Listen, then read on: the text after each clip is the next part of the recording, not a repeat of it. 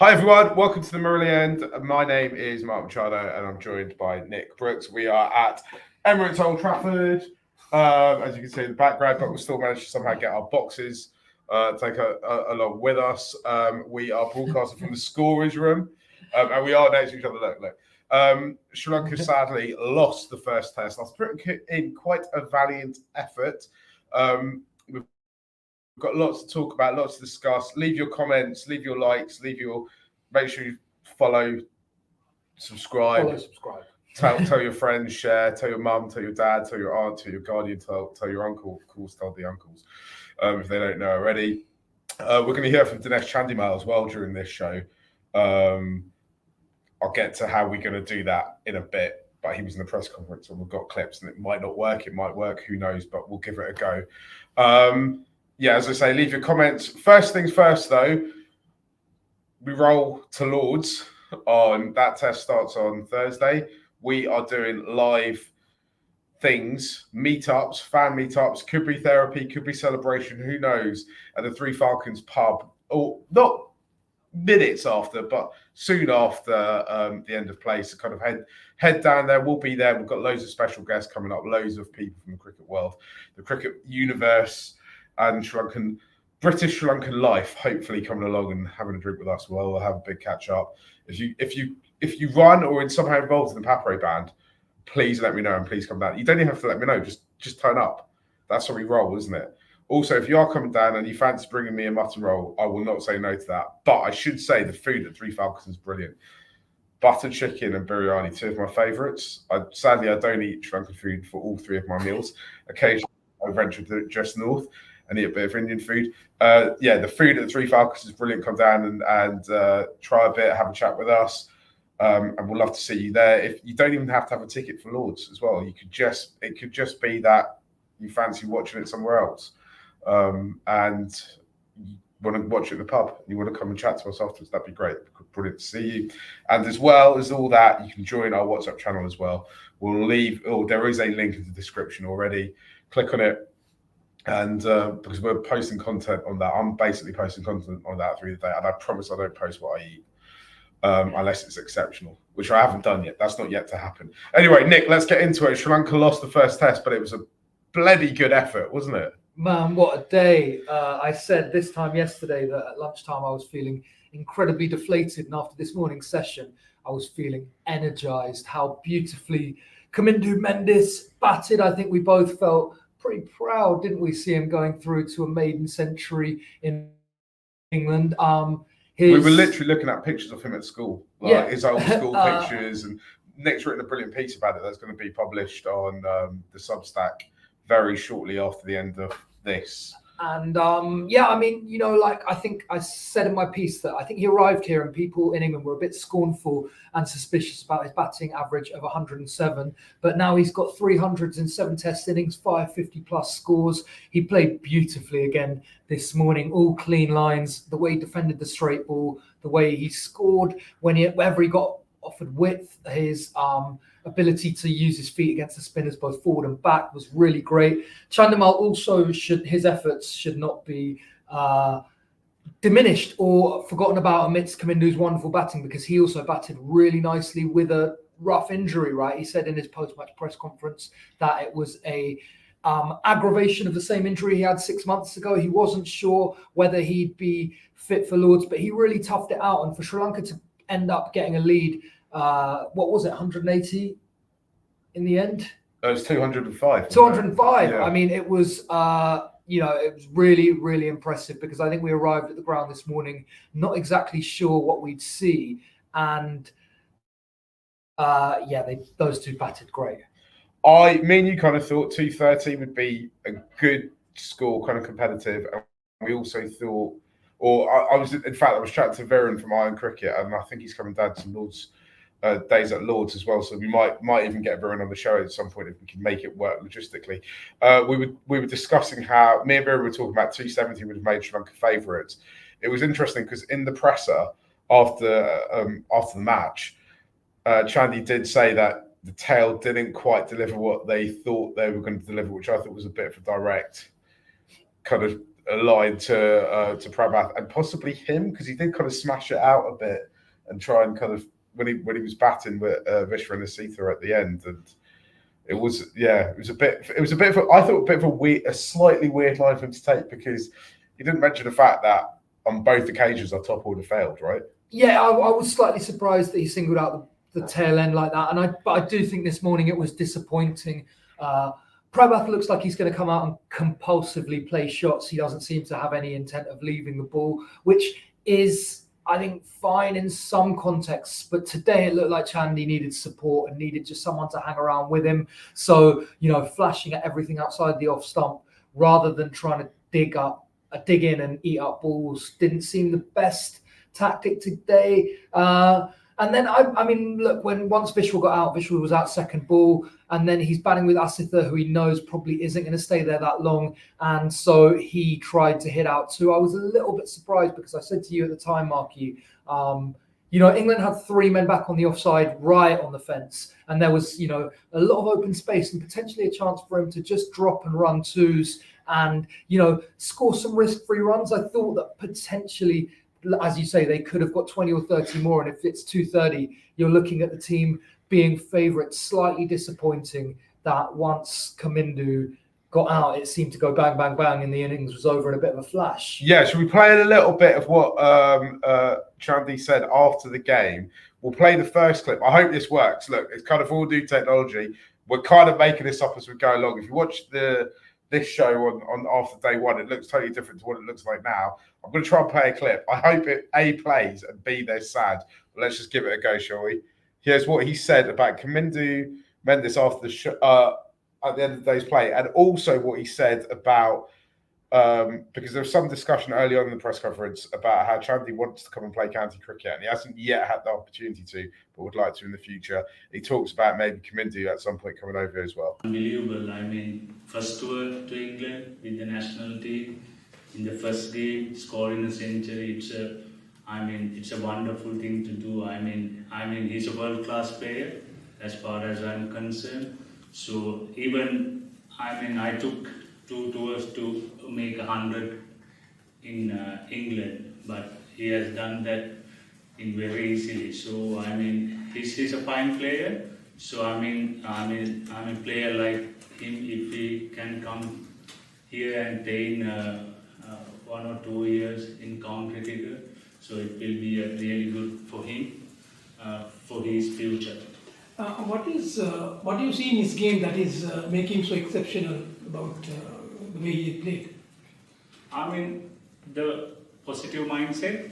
So when I had a chat with him also after the game, when he came to the lunch, I asked from him what is the secret. Then he said, I'm in a positive mind. So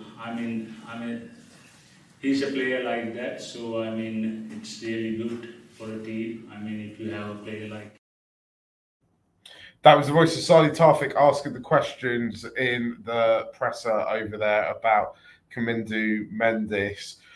Should we play the next clip as well, Nick? Because this was your question to Chandy. Hi, Dinesh. This team's been written off a lot coming into this tour, especially after last week's game at Worcester and then going 6 for 3 on the first day here. How proud are you of the resilience and fight back that Sri Lanka showed throughout this test? And how confident are you and excited to get to go to Lords next week and change a few minds? Yeah, we are over the moon as a team, not for the result, but the way we played in this game is, unbelievable. As you said, in the first half an hour, we lost 3 wickets.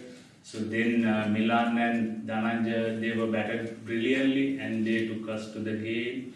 And when we come to the bowling, Asitha and Prabhat, throughout the innings, they have done a tremendous job. So we'll have so much of positive stuff. So I'm sure that we can give a good fight again at Lords, and I'm sure we can win a game here before we go to Sri Lanka. So that was Chandy talking about how they felt after the game. We need to talk about the bowling. We'll do that in a bit. Yeah. But we just heard him talk about it. I actually think tomorrow morning or maybe Monday, when they're making their way down to London, whenever they're due to travel down, the next test is not that far away, right? They'll be training at Lords on Tuesday and Wednesday, and then they're right back into it. I suspect on Monday, actually, when they come to analyse this game, Sri Lanka might feel a little bit better about it than England do, because everything that so I call it so-called baseball, right? Because actually, I think it's a style of cricket Sri Lanka played way back in the 90s, right? But everything about their game that we were meant to fear, Sri Lanka seemed to have shut down, right? There wasn't constant hitting to the boundary. There wasn't this mega piling up of runs. They laboured over getting like the last 30, 40 runs, right? Until, Mel Jones on commentary thought Sri Lanka were right in it until almost the very end, right? I think Sri Lanka were right in it. Either side of tea, this was looking really nervy from England. They weren't finding a lot of boundaries. Milan Radaka, who looked a little bit toothless in the first innings and bowled 2 full, was much, much better today. He found a consistently much better length. Joe Root and Harry Brook, before and after tea, looked really, really nervous. We didn't see a boundary for a long time. Part of that was due to the nature of the pitch and the outfield. But I think it's also fair to say that Sri Lanka really tied down England for long, long periods of this match, and this innings particularly. And Ollie Pope was full of praise for Sri Lanka, both the way they batted and bowled in his post-match press conference. And, in the Bazball era, I can't remember seeing England bat this slowly, feel like they have to take this kind of approach. And I think Sri Lanka were right in this game for long periods, really, until Jamie Smith came into bat. He played a short innings, which really changed the course of the match, I felt. But then again, once he got out, Sri Lanka had chances, right? And one LBW from Chris Gaffney that didn't go Sri Lanka's way that might have done, where Joe Root came down the wicket. A number of almost catches, right? I don't think we can blame the fielders, but a number of balls that went in the air which almost went to hand, starting from Kamindu Mendis early. Then there was one, I can't remember who it was, on the sweep where it was a hard diving catch. Dhananjaya at mid-on late in the day. Yeah. But so, there were a few which we're not putting down as drop catches or blaming anyone, but on other days, those might have gone to hand. So, I think Sri Lanka will look back on this effort and feel really pleased, despite the fact that, as we've discussed over the past few days, they had stretches of dreadful cricket. Yesterday morning, the first morning, that little bit of the tail today wasn't great. So, no, I think they'll go to Lords full of confidence, also boosted by the fact that Mark Wood is very unlikely to play there. There are question marks over Chris Wokes' fitness too. How fresh Gus Atkinson feels going into back-to-back tests is another question. So, you're looking at a pretty changed England lineup. There was certainly a lot of debate around the press box about who might come in. There don't seem to be that many clear options apart from Ollie Stone, who was with the squad leading into this test. So, yeah, I think they'll go to Lords full of confidence, feeling like they're right in this series and that everything's still to play for. Yeah, I think the one area that both sides kind of struggle with were the openers, or the kind of top three, actually, right?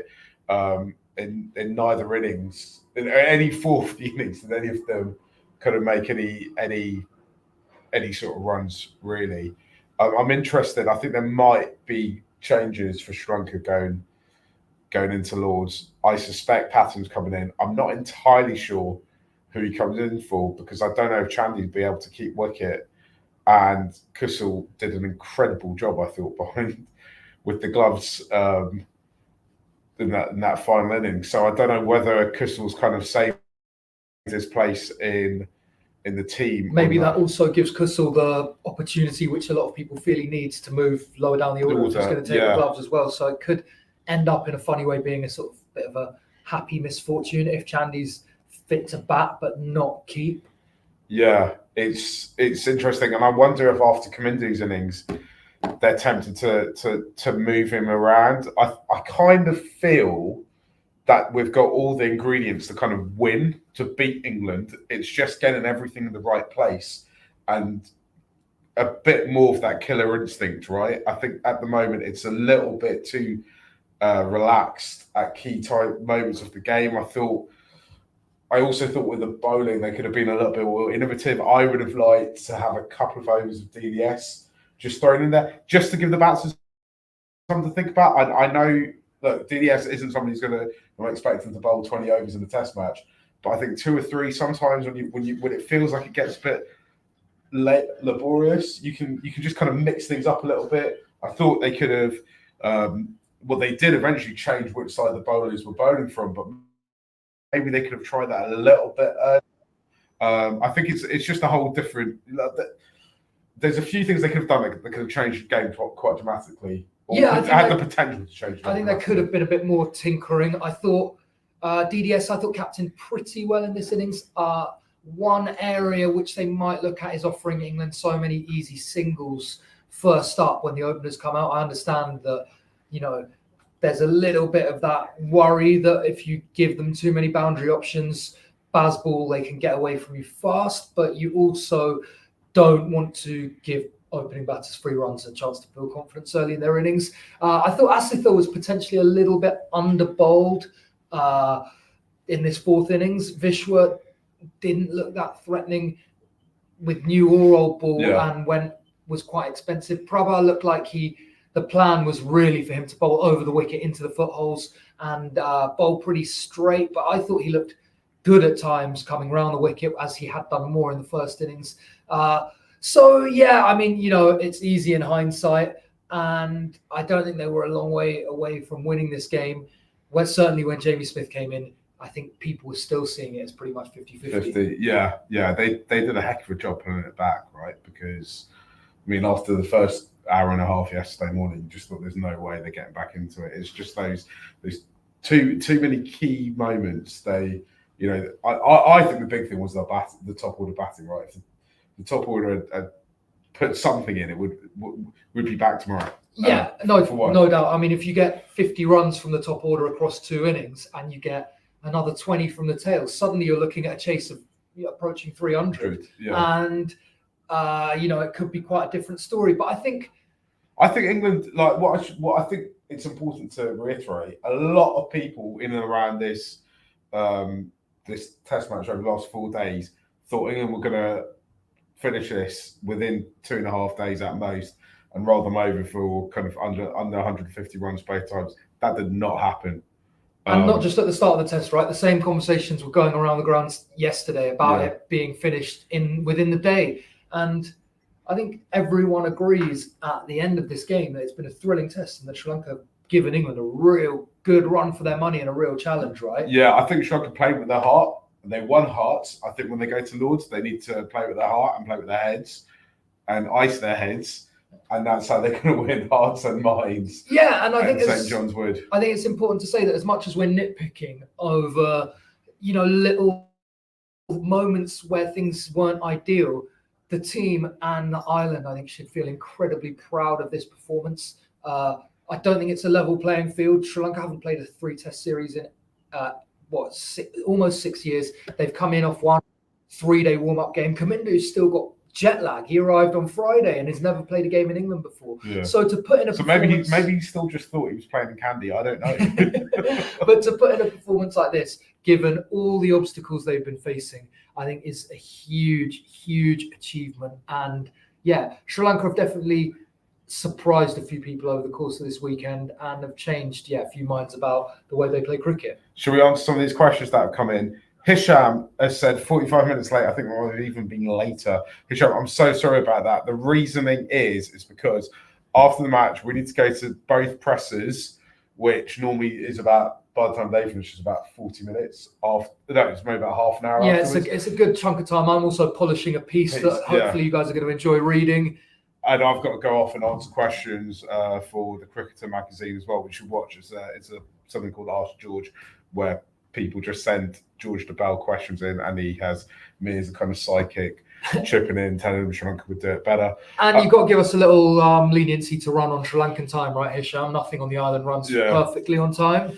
But these are all commitments we've got because we're basically here essentially as freelancers, right? Marillion sadly isn't quite big enough to pay our bills yet, so we've got to do other bits and pieces to keep the show on the road, keep the circus going, which is why we're a little bit late. Sorry about that. Lahindu says we're going to win the next 2 games. I think we all obviously believe that now. That speaks for itself, right? Yeah, that speaks for itself. Elsa said 204, which is I think I said 205 to me. Yeah. Sorry, Elsa. It's been a long day, and we've watched a lot of cricket over the past 4 days.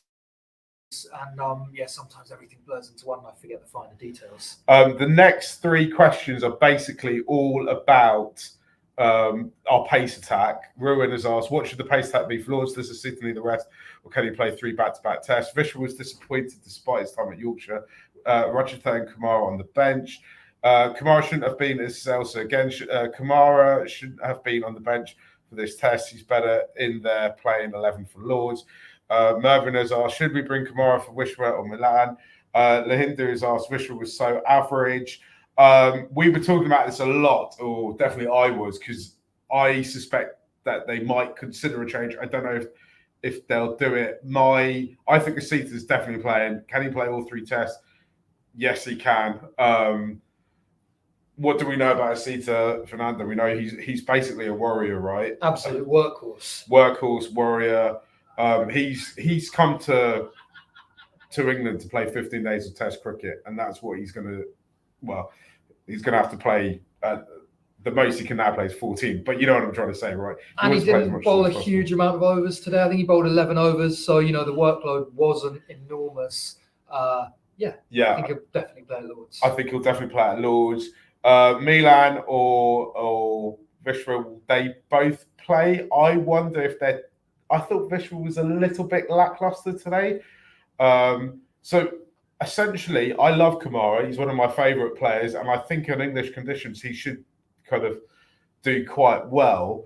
I wonder if, though, the fear is that if they need to basically just bowl all day or for long periods of the game, how many overs can you actually get out of him? Is he a like for Asita, for example? If anything happens to him, and is the person they bring in Kasan Rajata, I'm not sure. And that's why I think it might be unlikely that Kamara doesn't play, but maybe they think they might be able to get 1 test out of him. I think that Kamara could come in. I think going into this test, the worry was that he went around in the warm-up game at over 5s against a very inexperienced side. So if England's batting order got into him, it could have been ugly. I actually think he would have been quite well suited to this wicket because it was a bit up and down. It was slow, and so him bowling back of a length could have caused problems. I agree that Vishwa was disappointing today, short of his best. He leaked 46 runs in 8 overs. So given the context that England was struggling to find boundaries, he was a weak link today. On the other hand, I thought Milan Ratnayaka, who wasn't that incisive, let's say, in the first innings, was much, much better today. Looked a really good option. Looked to have found his length. It's interesting because I suppose you could argue what all Sri Lankan men's teams are currently on the eye out for is a seeming all-rounder, and maybe Milan looked like he could be it. Could be the answer to. Nisala Taraka is also potentially someone who could lengthen the batting. I've watched a bit of him in the nets. Probably some of you guys like me won't have seen loads of him. He looks well suited potentially to English conditions. Shorter guys, skiddy, not high pace. I would have thought low 80s. But I will also say that Kamara, I thought, from what I've seen of him in the nets this week, is bowling better than he did at Worcester. The pace is coming back. He looked to have a bit of fire in his belly. He was bowling some bounces at Patham and Sadira the day before the test started. So whether he comes in, it'll be interesting to see. Lords is going to be a challenge with the slope for all of Sri Lanka's bowlers to adjust. But yeah, it's a bit disappointing. Vishwa, who's been playing in the county championship and doing great for Yorkshire, that he didn't have a better day today and didn't make more of an impact through the course of this test. Yeah, I'm interested to see what the 11 is. I suspect Patham's in, and I don't know. Maybe they might even put Sadira in because he can keep wicket as well. He was keeping wicket when he was in the side. So yeah. I always forget who's a wicket keeper. So it's like it's like just thing. I just can't remember who keeps wicket. Anyway, guys, should we leave it there for today? We've had a great time at, I like to call it the Emirates Old Trafford because I respect sponsors. If you are a man or woman of means and would like to sponsor this podcast, you're more than welcome to. And as you know, I will mention the sponsor multiple times during it. We will see you all there. Thank you for listening. Thank you for watching. Hit the subscribe, hit the follow, tell all your friends about us, anyone who's into Sri Lankan cricket, and we will see you all. Oh, one more question. Is Kamindu Mendis going to replace Kamindu Mendis? We talked about this earlier, Dikshana. We are not sure because we don't know what the wicket-keeping situation will be with Chandy. I think that Pathum Nissanka is going to replace Nisha Madishka, personally. Yeah, I feel like that might end up being the more likely option because Pathum's an opener. But we should have DDS gave us the team in his pre-match press conference a day before. So as soon as we get news of that, we will share it with you guys. And looking forward to seeing you. Lords will be there from Tuesday with lots of content.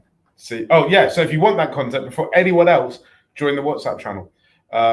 And remember, we can see us, you can meet us, you can have a drink with us at the Three Falcons pub at the end of every day's play during Lords. Bye.